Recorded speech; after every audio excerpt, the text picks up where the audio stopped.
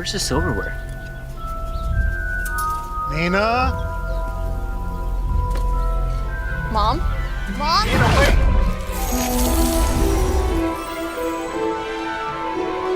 Seriously? Where's the silverware?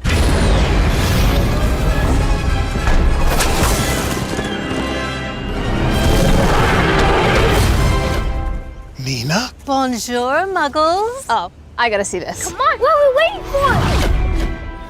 Harry Potter is a franchise that at this point feels untouchable. No matter how people involved fall out of favour, or the quality of the books and films themselves get retrospectively called into question, the Harry Potter fanbase remains unwavering. For Universal, this is both good and evidently well-known information. At this point in time, the Wizarding World has a land in all but Universal Studios Singapore. It's hard to picture a time where the Universal parks weren't synonymous with the boy who lived. But, of course, this wasn't always the case. In fact, there was a time where a certain other theme park giant, or should I say mouse, could have ended up becoming the home of Harry Potter. With the newly opened The Wizarding World of Harry Potter Ministry of Magic at Universal's New Epic Universe Park, I thought now would be the perfect time to trace the theme park history of this giant franchise. This story actually begins long before the movies were ever in production. All the way back in 1997, Disney were given the opportunity to obtain the US publishing rights to Harry Potter and the Philosopher's Stone, or Sorcerer's Stone as it would become in America. But the head of Disney Publishing's Children Division was not impressed with the book and decided to pass on this opportunity. Instead, the Scholastic Corporation purchased the publishing rights to the Harry Potter series, and published the first US novel on September 1st, 1998. Needless to say, this was a good decision on their end, and a very bad one on Disney's. In fact, as soon as December of 1998, Disney actually made an offer to purchase the entirety of the Scholastic Corporation, but Scholastic declined. By early 1999, multiple studios were engaged in a fierce bidding war for the film rights to the first 4 Harry Potter novels. While the books had already cemented their place as cultural juggernauts, Disney remained skeptical about the series' potential on the big screen, largely due to J.K. Rowling's desire to retain full creative control. Disney, uneasy with this level of oversight, opted to lowball their bid for the rights, assuming other studios would be just as hesitant, making it, in their opinion, a low-risk gamble.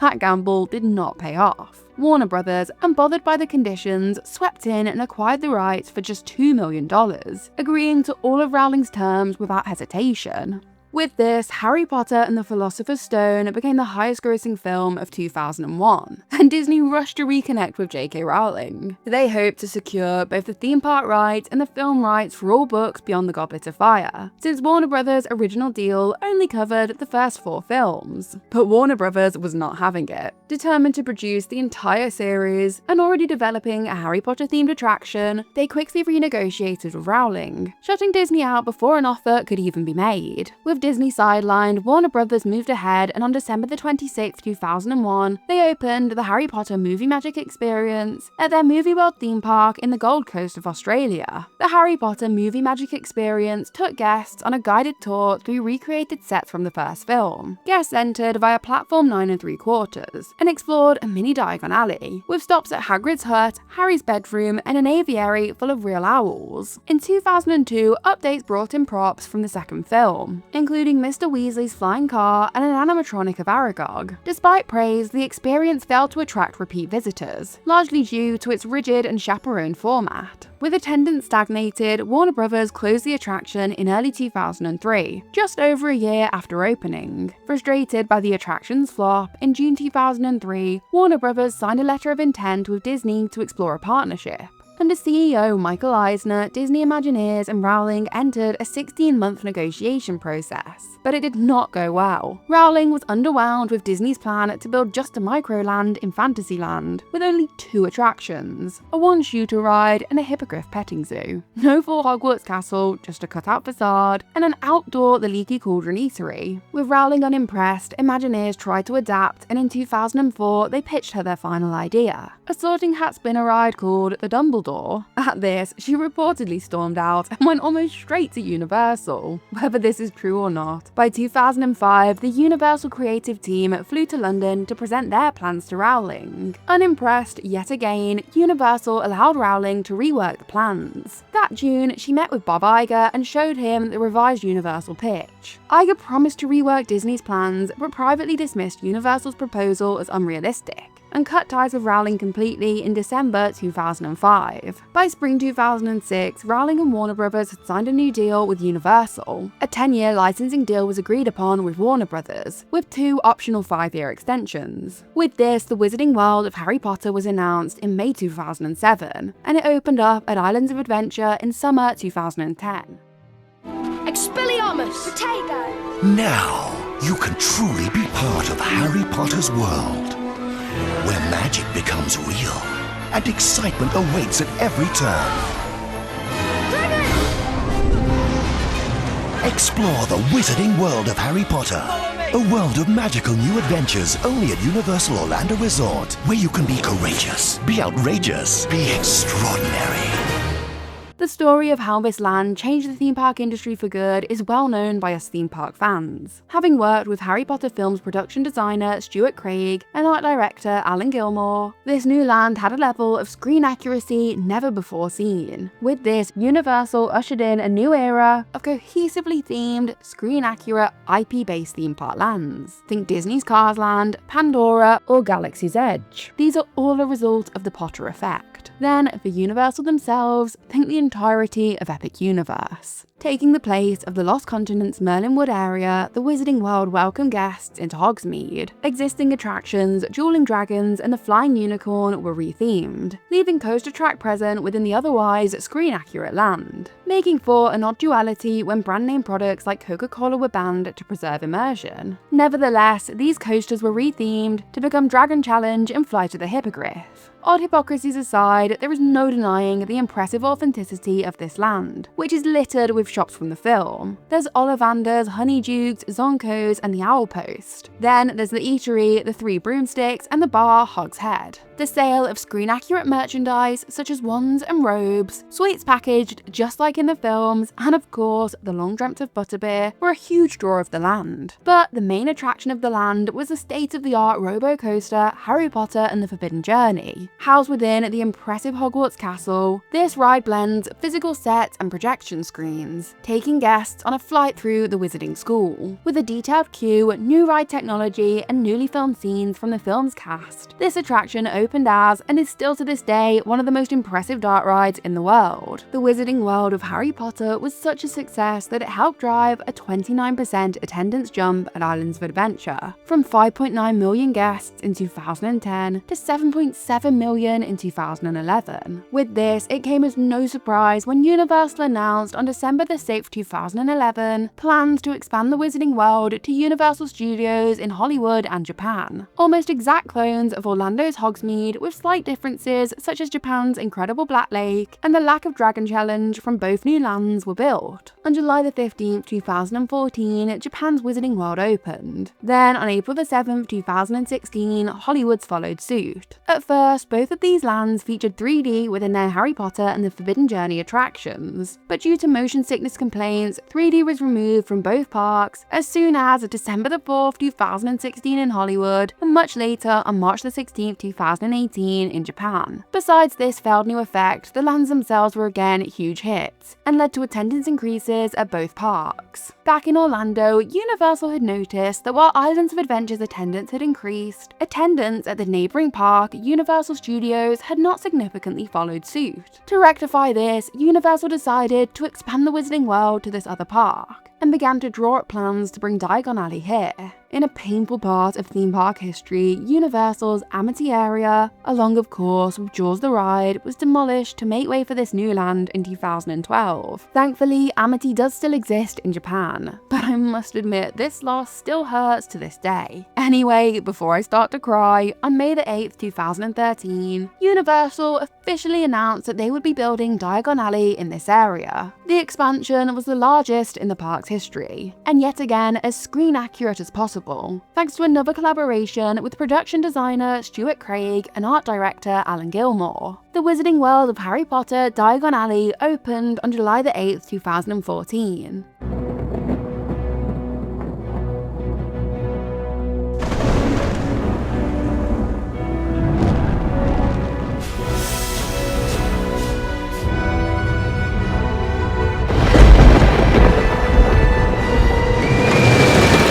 The world you've been waiting for is here. The Wizarding World of Harry Potter, featuring the all-new Diagon Alley and the Hogwarts Express. Come and live it. Universal Orlando Resort. Hidden behind a London street facade fit with Grimmauld Place and a peeping creature the house elf, Diagon Alley is just as impressive as Hogsmeade. The Hogwarts Express can be found in the London waterfront street, inside of King's Cross. This attraction is a full-scale replica train that transports guests between King's Cross and Hogsmeade, or Universal Studios and Islands of Adventure. This attraction is great, but it has been subject to fair complaints as it reverses its way into the King's Cross station, another not-so-screen-accurate feature. Like Hogsmeade, Diagon Alley is full of shops and eateries from the film, those this time being Ollivander's, Weasley's Wizard Wheezes, Florian Fortescue's Ice Cream Parlour, the Fountain of Fair Fortune Butterbeer Bar, and the Leaky Cauldron. A hidden passage welcomes guests into Knockturn Alley, home to the dark arts artifacts selling Borgin & Burke's. Then the flagship attraction can be found inside of the Gringotts Bank, the exterior of which is topped by a fire-breathing dragon. Set during the events of the Deathly Hallows, riders help Harry, Ron and Hermione break into Gringotts Wizard Bank to retrieve a Horcrux. This roller coaster style ride combines a mix of motion-based vehicles, 3D projections, and a tilt section that moves the train from horizontal to vertical, with vehicles rotating 360 degrees during key moments. Again, physical sets and video projections are blended and film actors returned to reprise roles, although sadly this time Daniel Radcliffe and Emma Watson both declined, and voice doubles had to be used for speaking parts in order to get around this. When this new land opened, it brought with it a brand new type of wand, the interactive wand. These wands were designed not just as collector's items, but also to be able to interact with designated locations within the park, bringing a bit of real magic to the Wizarding World. These wands included motion censoring technology that allows guests to cast spells at specific locations using a set movement pattern. These then set off special effects built into the land. Fans flocked to buy these wands and the interactivity was a huge hit. Thus, Japan, Hollywood, and future Orlando Wizarding World creations were built to also incorporate these effects. And in 2014, the original Hogsmeade in Orlando was retrofitted with these effects. The opening of Diagon Alley boosted attendance at Universal Studios Orlando by 17%. Yet another success for Universal and Harry Potter. In 2019, a big change came to Islands of Adventure's Wizarding World, when a new roller coaster called Hagrid's Magical Creatures Motorbike Ride replaced Dragon Challenge, which had been removed back in 2017. From the mysterious streets of Diagon Alley to the magical halls of Hogwarts Castle, the world's most spellbinding journey is about to take its wildest turn yet. Prepare to face the Forbidden Forest and join Hagrid to encounter the rarest of magical creatures in the epic new addition to the Wizarding World of Harry Potter. Taking riders through the Forbidden Forest, this motorbike-style roller coaster features 2 switch tracks, 2 vertical drop tracks, travels in reverse, and includes numerous impressive animatronics, including one of Hagrid himself. This complexity made the ride prone to technical issues, something it sadly still suffers from today, although nowhere near as badly as when it first opened. Nevertheless, this coaster was a huge hit, and although I miss Dragon Challenge, this more impressively themed coaster is a much better fit for the Wizarding World. Since welcoming Harry Potter into their theme parks, Universal has opened up 2 entirely new parks, both of which have opened with their very own Wizarding World lands. The first of these new parks was Universal Studios Beijing. This park opened on September the 20th, 2021, and featured 7 themed areas, one of which is the Wizarding World of Harry Potter Hogsmeade. The 4th iteration of this land, this version is similar to the one over in Hollywood, as it likewise only features Flight of the Hippogriff and Harry Potter and the Forbidden Journey, with no Black Lake. Then, most recently, Universal opened up a third theme park in Orlando called Epic Universe on May the 22nd, 2025, home to 5 themed areas. This park has been the hottest topic in the theme park community for quite some time now. In fact, I've already made history videos detailing the past of the 4 other themed areas in this park, which I'll leave links to in the description of this video if you're interested. But the 5th and final area I'm covering is of course in this video, and that would be the Wizarding World of Harry Potter Ministry of Magic.